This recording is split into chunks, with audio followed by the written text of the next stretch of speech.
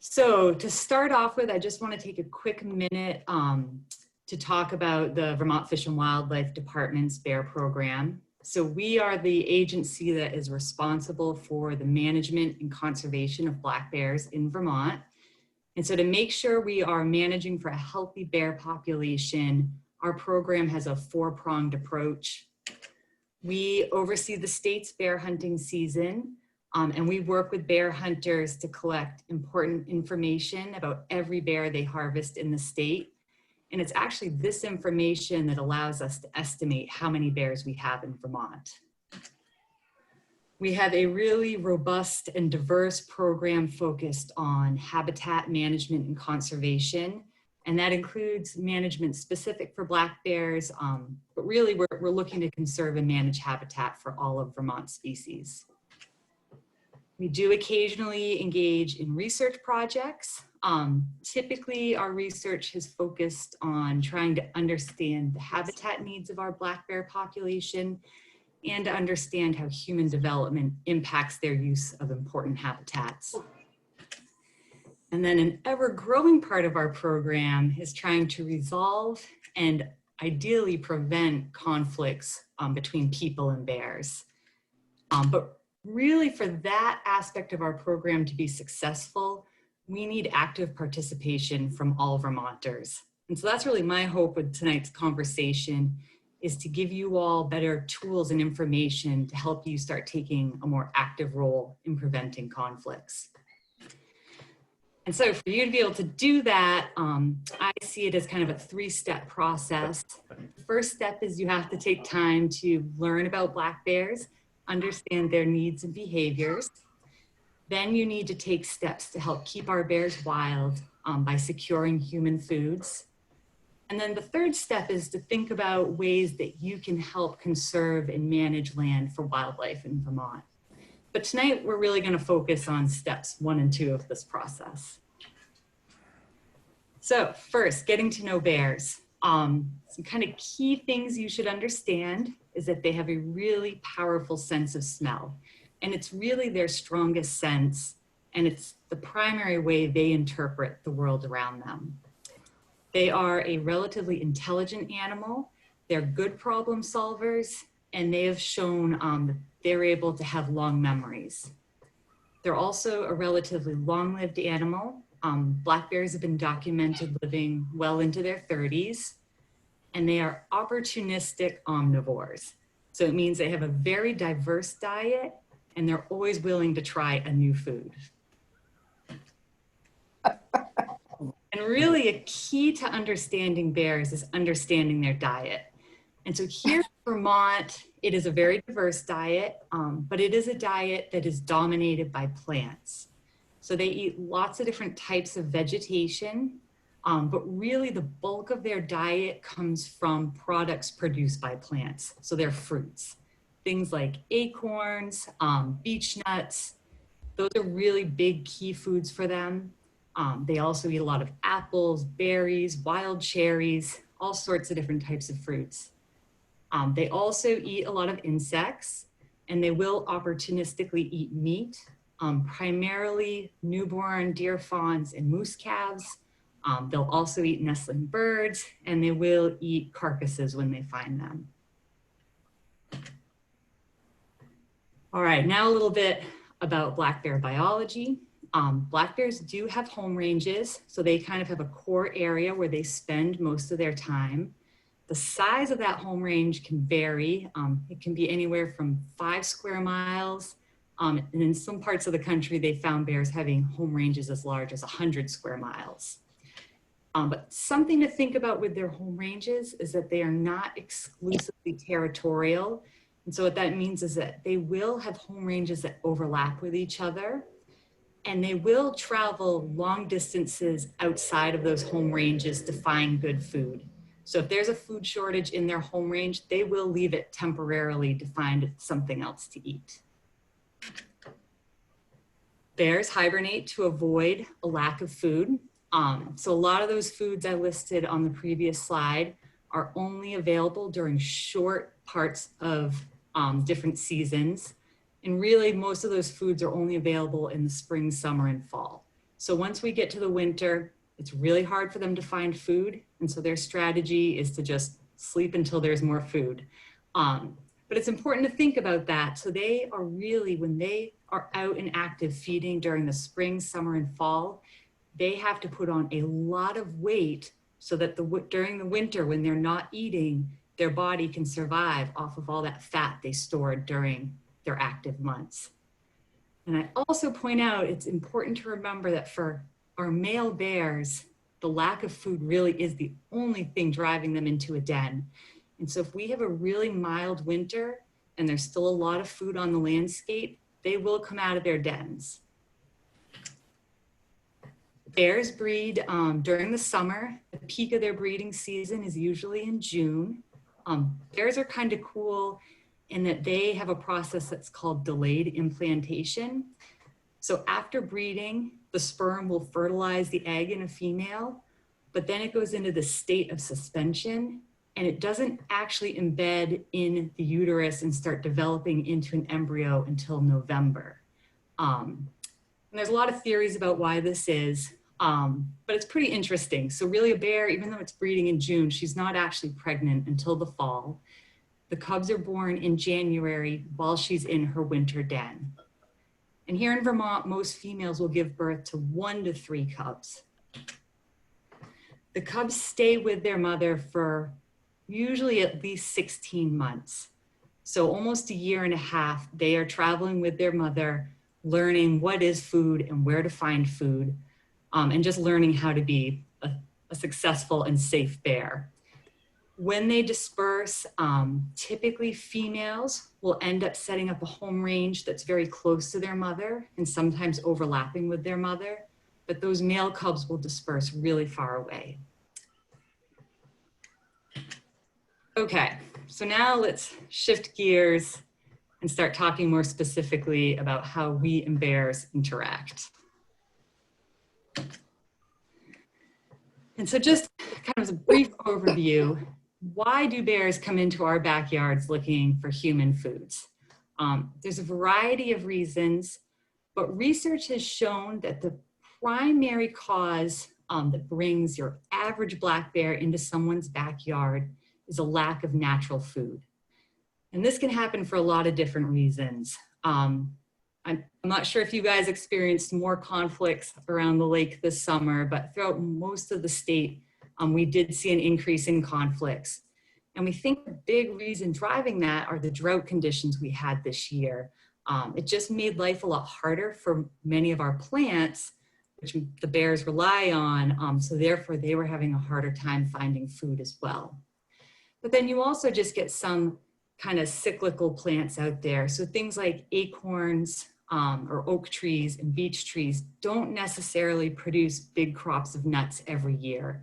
And so in those off years when they're not producing a lot of nuts, that can also be a really hard time for bears that might bring them into our backyard. Of course, every bear is an individual, so some are more curious or bold than others. But in general, it seems like most bears understand we are dangerous to them. They see us as a threat, and so they want to avoid our backyards unless they're really desperate. But when you get those more curious, more bold bears, they're kind of more willing to kind of test the boundaries. And if they're able to come into our backyards and get enough successful meals without any harassment or very little harassment, they start to learn, oh, there's a lot of food in these backyards and it's not as scary or as dangerous as I initially thought. And if that continues long enough, that can develop into what we call habituation or food conditioning. And those are bears that start to shift their behavior away from looking for natural foods towards looking for human foods first. And it also starts to change how they see us, and they stop acting as nervous around us, and they start being more bold and start treating us more like a bear or a competitor for foods. And it can create risks for our safety and for their safety. So the types of things that draw them into our backyards are birdseed, garbage, compost, chickens, and beehives. And there's other things too, but these are kind of the core, what we call attractants that bring bears into our backyards. And so I'm just going to take a quick minute to talk about each of these specifically. And so bird feeders are what we consider the gateway drug for bears. If you think about it, it really makes sense. We are putting a bunch of seeds into a nice compact container. Seeds are produced by plants. And so again, bears are used to looking for foods that are produced by plants. And so these are very similar to the foods they're naturally looking for in the woods, only again, they're in a much more convenient way to eat them. And again, this addiction can kind of go both ways. These bears are learning to look for easy, high quality food in our backyard. But I think a lot of us can also get a little addicted to getting these really cool opportunities to see these beautiful animals from the safety of our picture window. But I remind you, like I said earlier, these are animals that are good at developing memories. They are long-lived animals.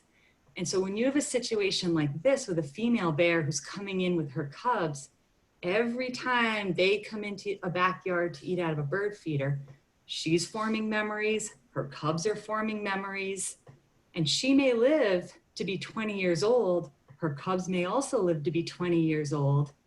Any of those cubs that are females are going to stay probably in your neighborhood, and those male cubs are going to be scattered throughout the rest of New England, potentially continuing that behavior of looking for bird feeders. And I get some folks say to me like, okay, I understand, letting a bear get into my bird feeder is bad. So I've made my bird feeder bear proof. And I remind you again, they are really good problem solvers and they're very persistent when it comes to food. But I'll also say that even if you are successful at creating a bear-proof bird feeder, it is still attracting the bear because it's the smell of the bird seed that brings them in originally. So even if they can't reach that bird feeder, they can still smell it. It'll still draw them into your backyard. And once they realize they can't eat it, they may be like, well, I'm already here.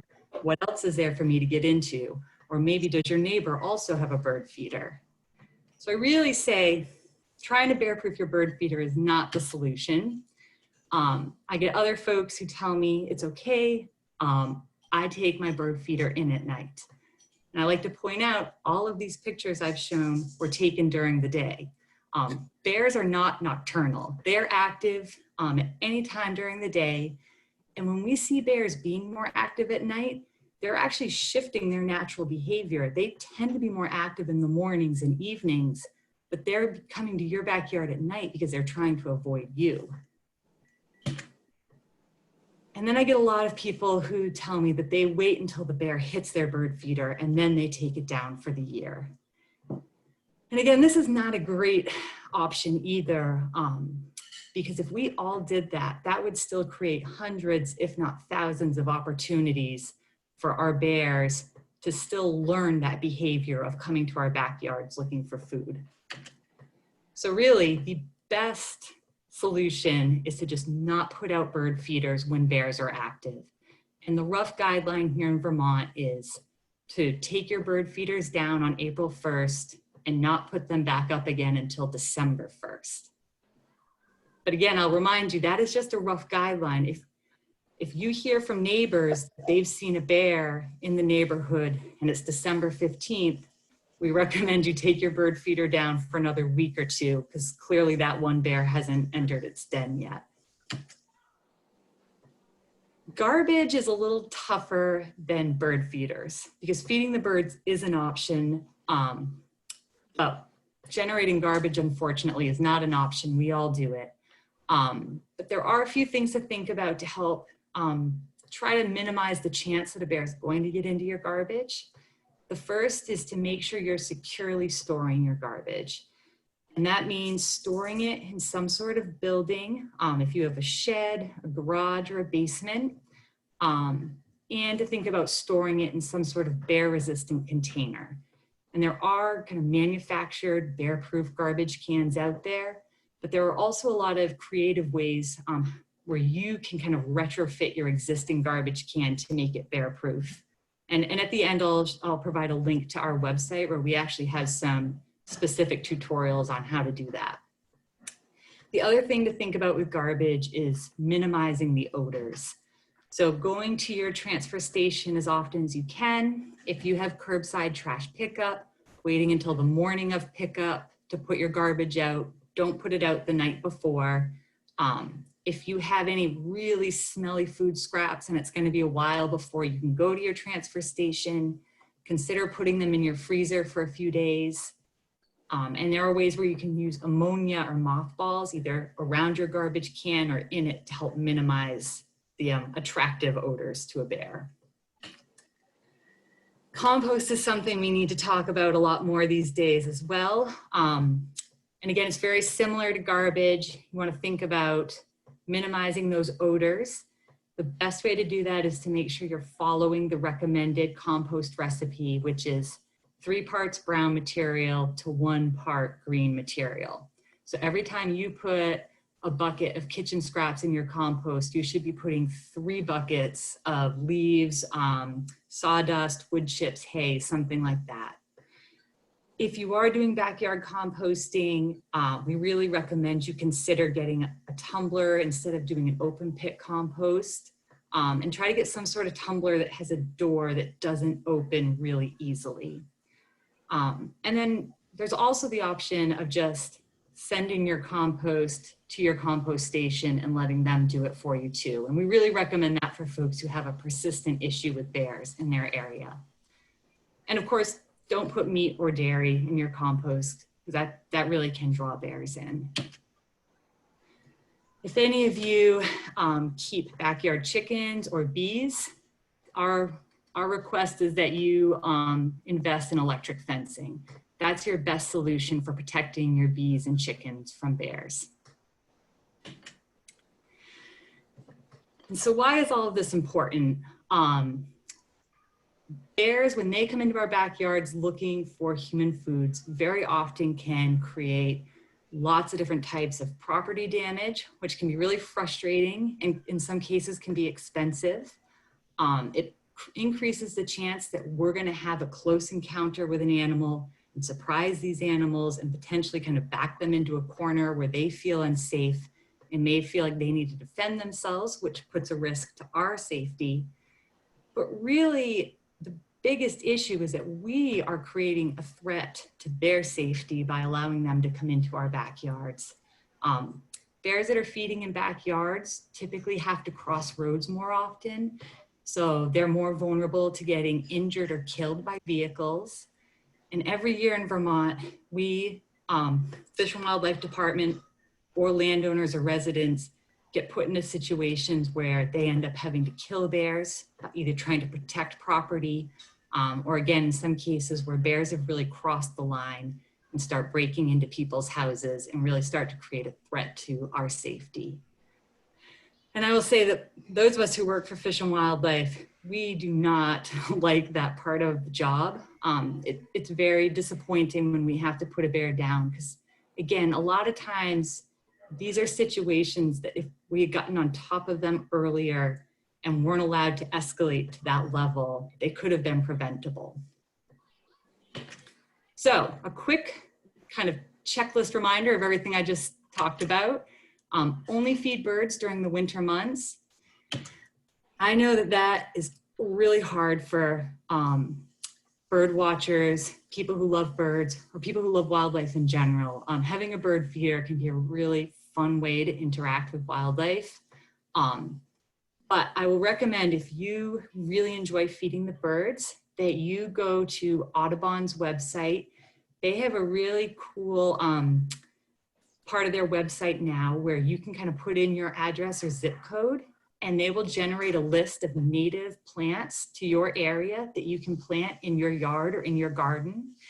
It's a little bit of a slower process sometimes to get these plants established, but these plants will provide natural food for your birds and will still attract and kind of hold birds in your property without also attracting things like bears. Do what you can to keep your garbage and compost secure. Do what you can to minimize the odors that your garbage and compost are putting out. Use electric fencing if you have things like chickens and beehives.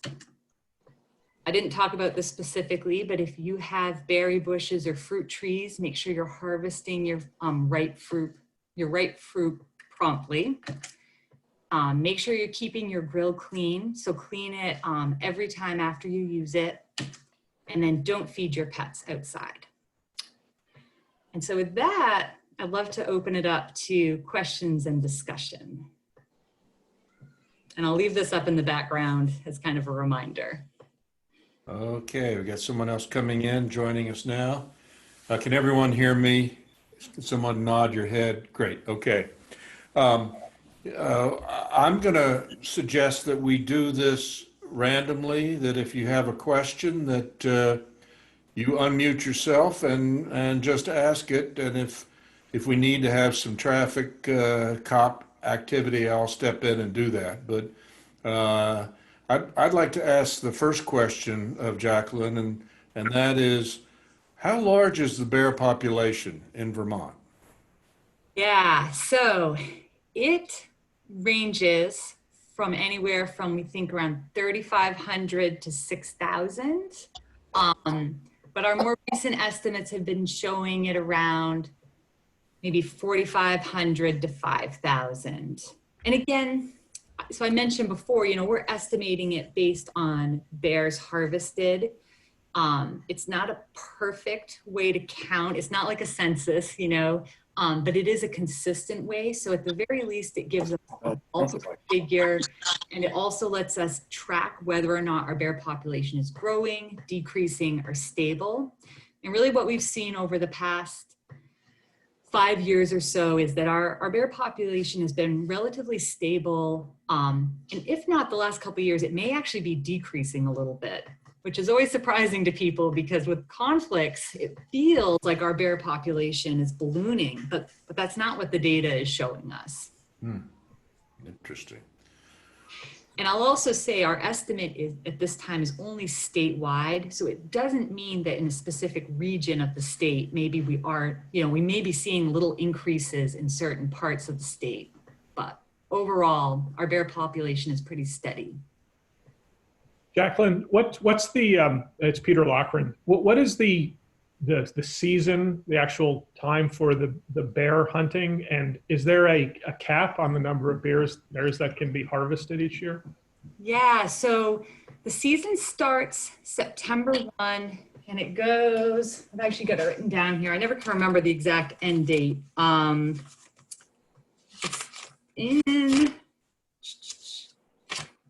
The last day is November 22nd. And so typically, and we don't have a cap on how many bears can be harvested. That's typically referred to as having like a quota. So we don't have a cap on that. And typically what we see is we have a relatively small group of hunters who very specifically hunt for bears.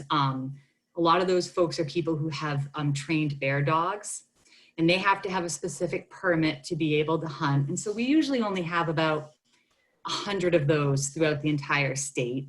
I think it's usually somewhere between 90 to 100 each year. And then we do sell a bear license or bear tag that allows you to specifically hunt for bears. And those were often bought by folks who are deer hunting, but then may opportunistically harvest a bear. Yeah. Are there any regional restrictions? So for example, in the Wilmington area around Lake Waponda, anyone, if they have a license or a permit, they can go and... Yeah, the only restrictions at more of that local scale would be access to land, you know, so you guys are right next to the National Forest. So that's all public land and fully open to hunting. But obviously, any private lands, those private landowners have the option of posting their land for hunting. But of course, bears, like I said, typically have such huge home ranges.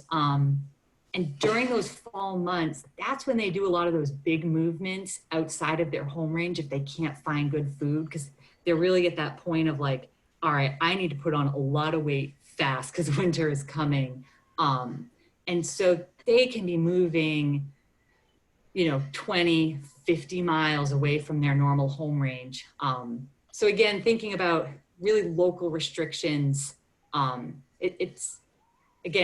kind of thinking more about like your regional bear population than like the individual bear when you're making those types of like land access considerations.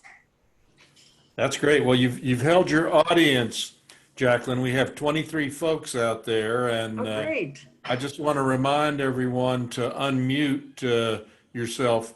Now, if you have something you'd like to say, a story you'd like to tell about your neighboring bear, or a question that you have of Jacklyn. We live about, during the winter, we live about an hour, 10 minutes from Raponda, and it's a fairly suburban area, South Hadley. And we've got regular bears coming in our midst, so it's a regional phenomenon. And I must confess that I've succumbed to the technique of taking the feeders down when the bears come, but you really helped me understand that's a stupid action. But again, again, if you don't have the perspective of thinking about the big picture, it is, like I said, a lot of people, that is the option that they initially go with. But again, my hope is to kind of give you all a little bit more information to make you think Get your bird feeder about it. A question. Betty. What does a bear den look like? Oh, good question. It kind of runs the gamut. Some bears will crawl into kind of tight spaces under like big boulders and rocks. Some bears, some of the cooler ones I think that we see is where you get a tree that will partially blow over in a windstorm, and it'll almost like lift the root cavity up a little bit, and a bear will dig out a hole under that root system. We've seen some bears where, again, where a bunch of trees will blow down, they'll create a nice little den under all those logs. We've seen, even with like a small softwood tree, so something like a spruce or a fir, we had one female one year who she just created like a little nest underneath that small spruce tree. And then when the snow came, it created this little like snow teepee over her, which was pretty cool. But that same bear the next year denned under just one single down log, and we didn't get any snow that year. And so she was actually really exposed to the elements. So some dens are really impressive, and others we scratch our heads on why did they choose this spot. But usually they will pretty consistently, wherever they make their den, they will kind of scrape in a lot of leaf litter or ground debris. Sometimes we'll see where they'll like break branches and almost make a nest to sleep on top of, which is kind of neat. Okay, good. Thank you. I have a question too. When you come upon a bear, what is the best thing to do? Yeah, that's a question we often get. And it can be a hard one to answer because you almost have to interpret what the bear is doing a little bit too. So if you're out in the woods walking on a trail and you see a bear kind of off in the distance or out on crossing the trail in front of you, just stop, stand up tall, and speak kind of calmly to that bear just to let it know you're there. Because kind of the thing you want to avoid is getting in really close contact and surprising that animal, because kind of a startled, scared animal is a little more unpredictable. So typically if I see a bear out in the woods, I try to let it know I'm there. And again, they do have decent eyesight. Very often what they'll do is they'll stop and they'll look in your direction. And a lot of times you'll see them stand up on their hind legs, which is very intimidating to someone who's never really been up close to a bear before. But it's usually just because they're trying to see you better. Again, eyesight is not their strongest sense. And so if the wind isn't blowing in their favor and they can't smell you, they're going to kind of look at you, and you might just kind of wave your arm and just say, "Hey, bear." And once they realize what you are, they're usually just going to run in the opposite direction. Okay. If you bump into a bear in close quarters, like in your backyard, on your deck, again, it's good to just talk calmly so that you're not really freaking out and escalating the situation, that they know where you are, and just slowly take steps away from that animal. A scary thing that bears will sometimes do is what's called a bluff charge. And so if they feel like you're too close, they're going to start making this weird noise with their mouth. We call it popping their jaw. And it's their mouth is opening and closing, and it's making this weird popping noise. And maybe they'll be huffing a lot of air out of their mouth and nose too. And they may like take a couple bounds towards you. And that's just their way of saying, back off, you're too close. They really want to avoid making physical contact. And again, if you're ever in a situation where a bear starts making that bounding towards you, again, just stand your ground, but talk quietly. And then when the opportunity arises, just keep taking steps backwards and allowing that bear to have an escape route. And again, I think most people are much more nervous about encountering a bear. And then when it actually happens, 99.9% of the time, the bear is just running away from you before you even realize what's happening. It's very rare that you kind of get into a situation where that bear feels so threatened that it needs to actually do that bluff charge situation. Thank And I will, maybe I'll, with that question, I'm just going to throw up this other slide from our website. So we do have a lot more detailed information. So if you Google Vermont Fish and Wildlife, living with bears, we have, I know on there specifically, we have kind of advice on what to do if you encounter a bear in all sorts of different situations. Thank you. Now, Jacklyn, tell the truth. Do you have a bear cam operating somewhere? A bear cam? No. We do have a bunch of wildlife cameras set out around the Deerfield Wind Project. So kind of in your neck of the woods, just kind of monitoring bears as they come and go in and out of the different habitat types around there. But we don't have a camera mounted on a bear collar or on a bear den or anything fun like that.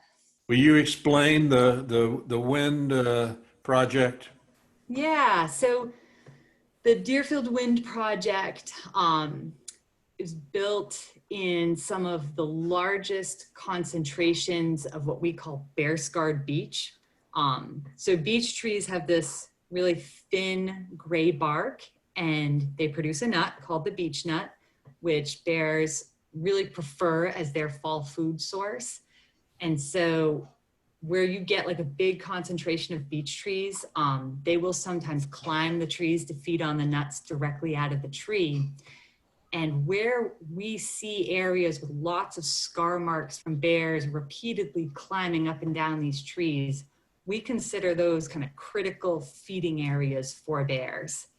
And so unfortunately, the site for Deerfield Wind overlaps with a really big area of bear-scarred beech. And so we've been collaring bears since like 2012 to better understand how they were using those ridge lines and that beech habitat before the project was built. And we've kept bears collared during the construction of the project and now during the operation phase. And so we're actually just winding down the fieldwork part of the study, and we're starting to shift gears more into data analysis. So hopefully in the next year and a half, we'll start making public our findings on, whether or not the bears are still willing to use those beech stands now that they're kind of in the shadow of those really tall wind turbines. And again, something that our department is really interested in is understanding our black bears' reliance on their natural foods here in Vermont and how tolerant they are of human disturbance and habitat alterations of those important food sources, because we really feel like making sure we have as much natural food as possible is a key to making sure our bear population is healthy and making sure they have options instead of coming into our backyards to kind of stay in the woods looking for food. I have a question. Yeah. Do you have any idea of how long ago was the last fatal bear attack in Vermont? It was, I can't remember the year, but it was like colonial times, I think. It was a really long Okay. time ago. And That makes me feel better. Hey, Beth. yes, and Good. my supervisor, who's the head of the bear program, his understanding of that attack was that it was actually someone who was hunting bears, and the person wounded the bear and tried to finish it off with a knife. Well, he had it coming in. Yeah, so it was a pretty specific situation. And honestly, you know, there are occasionally fatal black bear attacks on people. But if you look at the number of black bears we have now in the United States and the number of people and all the places where black bears and people are just living right on top of each other and interacting with each other pretty regularly, I can't remember the statistics off the top of my head, but I mean, the chance of being attacked by a black bear is so rare that it's worth remembering that it's possible so that you treat these animals with the respect they deserve. But it's really not something where you need to be living with kind of a constant fear in the back of your mind that a bear may be lurking behind you ready to pounce, because that's just not the case. This is Paul Sater. Go ahead. This is Paul Sater. I have a question about composting.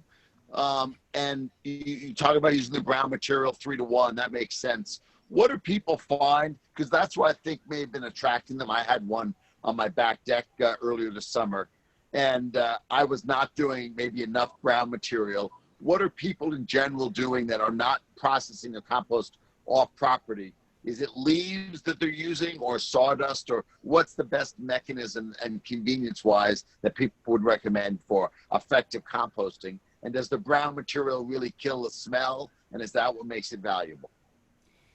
Yeah, my understanding is that the brown material helps in the composting process itself. So that recipe is not just for wildlife. It's also to make sure it's composting at kind of its most efficient rate. Yep. But it does help reduce the attractiveness of your compost as well. So yeah, leaves are a good one. You know, you could, buy like a bale of straw or hay to keep on hand to add into it. Wood chips are another good one, sawdust. You can kind of get creative, whatever you may have around, or you can find. Mm. Okay. And I know at my house, what we do is, so we have one of those big plastic tumblers, and it's like a 2-chambered tumbler. And we're also kind of new to composting, so we're not always getting that recipe just right. But then we also have an open pit compost in the backyard where we put like our lawn clippings and our leaves and, just kind of weeds from the garden and stuff like that. And what we'll do is we'll let things kind of get started in that 2-chambered tumbler. And then as that tumbler gets too full and we can't fit more stuff from the kitchen in there, I'll take it out and then put it like in the middle of that kind of yard scrap pit. And at that point, it's pretty broken down. It really doesn't smell all that strong like anything attractant. It's almost starting to get like this muddy dirt look to it. But then we just kind of let it finish off in there. And yeah, I mean, so far it has worked for us. But I'm not sure if other folks have other experiences that have worked well for them. Right. Okay. And composting is required in Vermont now. Is that correct? Yeah. Yep. Starting this past July. So it is something, yeah, I feel like we're all kind of going through this learning curve on what works and what doesn't work. Again, on our website, we do have a bunch of information on how to compost in bear country. Okay. All right. Well, thank you very much. You're welcome. Now, I have a question. there's Cecile. Okay. Hi.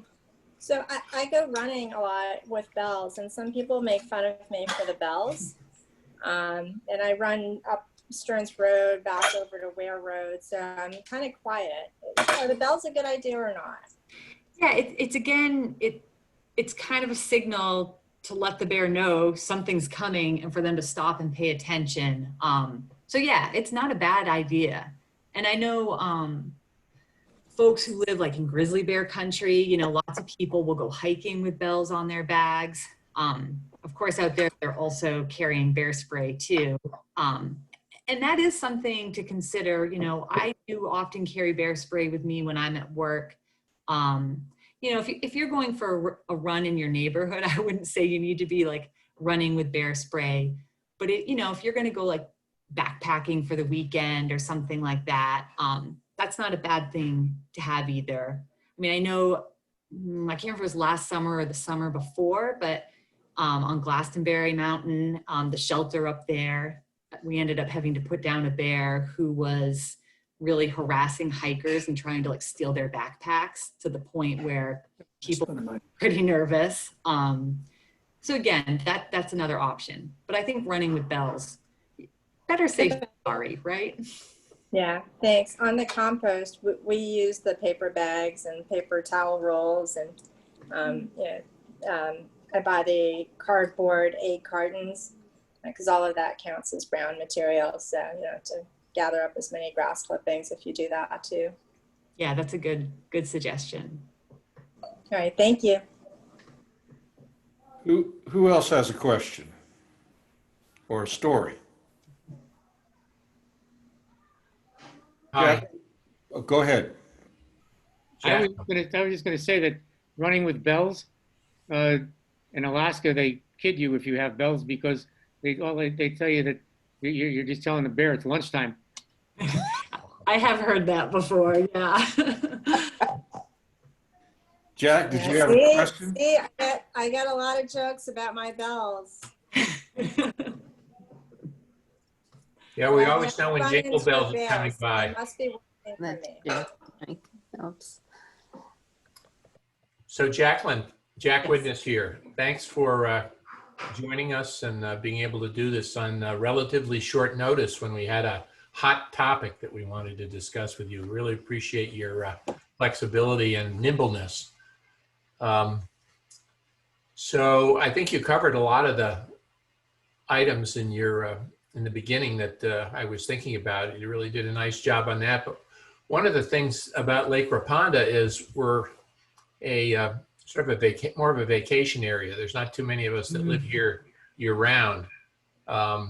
And one of the items that was in the New York Times this last week was talking about COVID and that bears incidences have gone up. And one of the things that we have here is more and more of our neighbors are offering up their camps as Airbnbs. So people are coming in that may not be quite as conversant or know what the culture is with bears and whatnot. And I just wonder about your thoughts about that. What would be things that we might do if we're renting our place or in our specific environment? Maybe it's not a problem in your view. Maybe.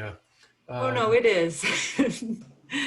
Yeah, no, I think that's a really good question, Jack. And some of the work I did in New Hampshire before coming to Vermont was in and around the White Mountain National Forest, which I would say is an even bigger tourist area than the Green Mountains are. And it's a constant issue that New Hampshire Fish and Game has dealt with, is just the amount of turnover of folks. So you're trying to educate people, but they're maybe only there for a weekend, a couple weeks. And in their normal lives, thinking about bears is just not something they have to do.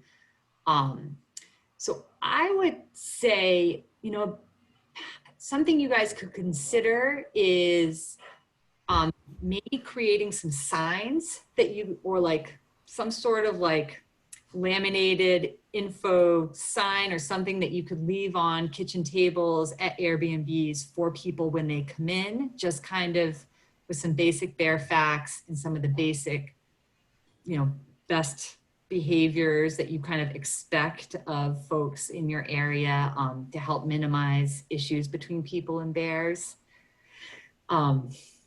I mean, that's a big one that I know some of those tourist communities in New Hampshire have used.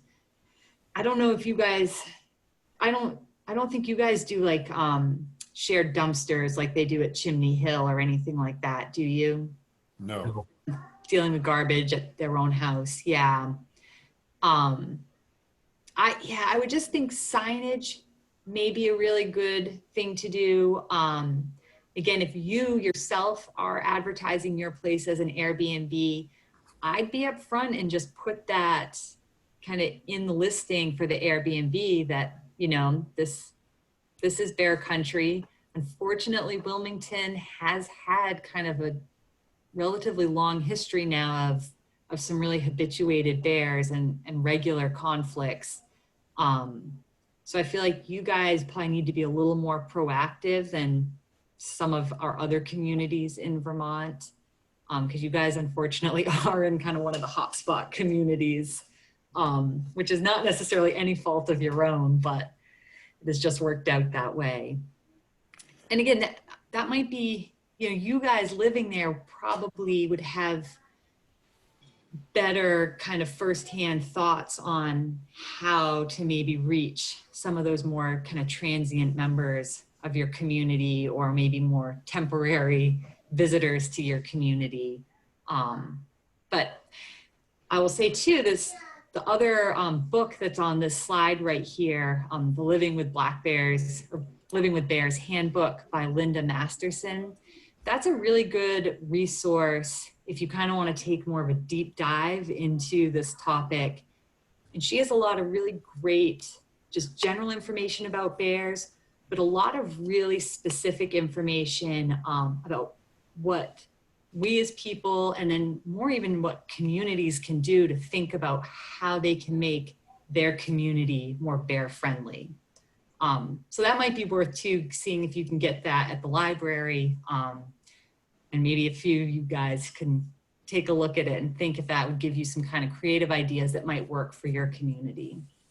Maybe it's a good item to have on the coffee table or the kitchen when you're renting your Airbnb, as the only item there for people to look at. Yeah. Give The them rest an of the idea that- bookshelves. Right out Yeah. there. Yeah. So one of the things about bird feeders you didn't perhaps comment on is there are these very tiny birds whose wings go very fast. Yes. Do bears go Hummingbird- after hummingbirds, feeders? Is that a big risk? I've had that one. I've had people ask about suet as well. If there's a spectrum, they're definitely at the lower, less risky end of the spectrum. I do know folks who have told us that they've had bears drinking from their hummingbird feeder. But again, I don't think that's going to draw the bear in. It may only be an issue if you already have a bear kind of coming into your backyard. So that's one where I won't judge you as harshly if you want to kind of experiment and try putting one out. And if you're not having issues with it, then that's fine. But I will say, again, there are a lot of really great flowers that you can plant that will also attract and kind of keep hummingbirds on your property. I know, again, at my house, I don't feed birds, but I do, you know, we do have a pretty big flower garden, and I have hummingbirds that are constantly in our yard that we get to watch all summer, just feeding on, you know, the native flowers that we have growing, and some cultivated flowers too. So yeah, that's kind of a wishy-washy answer. Sorry, Jack. Jacqueline, until you alerted us to the Vermont wildlife stamp, I didn't know it existed. We all know about duck stamps, where you support the habitat for ducks, but tell us about how that program works. Sure, I actually have a slide for that too. Good. So most of the work that we do is funded through hunting and fishing. And it's just kind of the way back in the day when the United States started thinking more about how to think about wildlife conservation. at that time, everybody hunted, everybody fished. And so we created these mechanisms for taxing guns, ammunition, fishing equipment, and then selling hunting licenses. And those became funding mechanisms for states to conserve and manage wildlife. But obviously we are not just conserving and managing for species that we have hunting seasons for. We are really trying to think about whole ecosystems. And so here in Vermont, we've created 2 other options for folks to contribute financially to help with the work we do. One is the Vermont Habitat Stamp. And the money generated from that goes into habitat conservation and habitat management. And then we have what's called our non-game wildlife fund. And that is kind of a donation or tax deduction you can do when you're doing your taxes. And that money goes specifically for conservation efforts for threatened and endangered species in Vermont. So again, you can kind of check out on our website, check these out a little bit more, but they're just ways that kind of better make our funding kind of mechanism more well-rounded for all of Vermont's fish and wildlife. Well, before we go, I want someone to come up with the final question that you've been dying to ask. And is there anyone out there with that burning need? No. Okay. Jacklyn volunteered her time tonight. She took time away from her personal life to join us without a fee. And so I'm glad that she came equipped to tell us how we can help support the programs that she works so hard to advance in the state. We're mighty fortunate to have such an articulate spokesperson for the bear, the moose, the cougar, the marten, the other animals that Jacklyn works with. And we're grateful to you for sharing your expertise. And Jacklyn said she's not yet been to Lake Raponda, but we're hoping that you will. And we're going to add you to our invitation list, Jacklyn, so that you can come down and take part in some of our events. Great, thank you. Thank you all for taking the time. And I will say Wilmington, you know, having worked now for the past 7 years, studying bears around the Deerfield Wind area, Wilmington definitely is a special place in the state, and you guys are lucky to get to spend so much time there. And again, you have challenges with your bear population, but that's a good thing too. It's good to know you have a healthy bear population, and I appreciate you all taking the time to learn a little bit more about them and to think about how you can be good stewards for them. Great. Thank you very much, everyone. Thank you. Thank you. Thank you. Thank you very much. That's quite good. Very good. Thank you. Yeah, yes, you're right. I left a joke in the chat room.